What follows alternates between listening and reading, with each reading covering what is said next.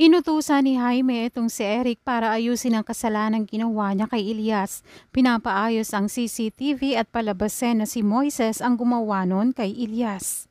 Hindi nga nag-aalala itong si Jaime at masaya pa siya dahil mawawala na si Elias tapos si Moy naman ay makukulong pa. Sa ospital naman ay nakita nila si Danica. Nang makita ni Danica si Jaime, naalala niya ang sinabi ni Moises na hindi siya ang gumawa nun kundi itong si Jaime. Sinabi ni Jaime kay Danica na kausap pa niya itong si Elias bago mangyari ito.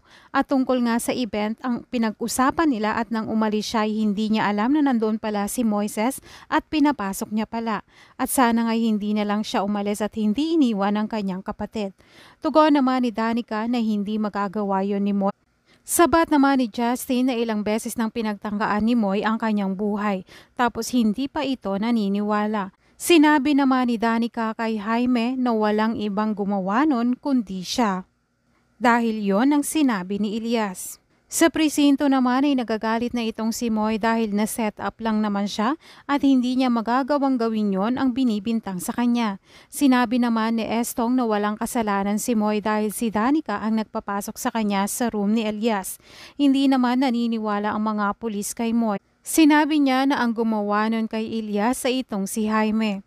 Pero sinabi ng pulis na hindi magagawang gawin yon ni Jaime sa kanyang kapatid.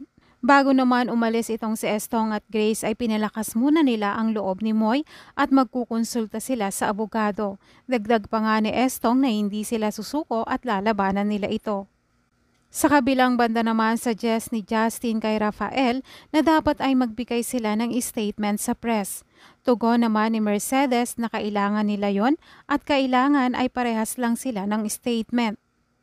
Pero nagalit naman itong si Rafael at sinabi niya kay Justin na wala siyang kinalaman dito at wag na silang mangialam.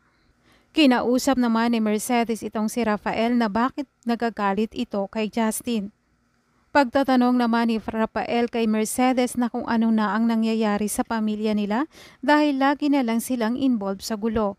At nakokonsensya na nga itong si Rafael dahil alam naman niyang walang kasalanan itong si Moy. Sinabi naman ni Mercedes na aksidente lang ang nangyari at naalala niya rin ang ginawa niya kay Christine noon.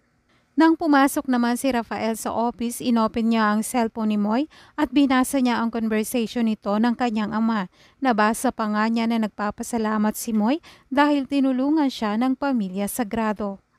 Hindi na nga alam ni Rafael kung ano ang nangyayari sa kanilang pamilya at ngayon nga hindi niya alam kung ano ang gagawin.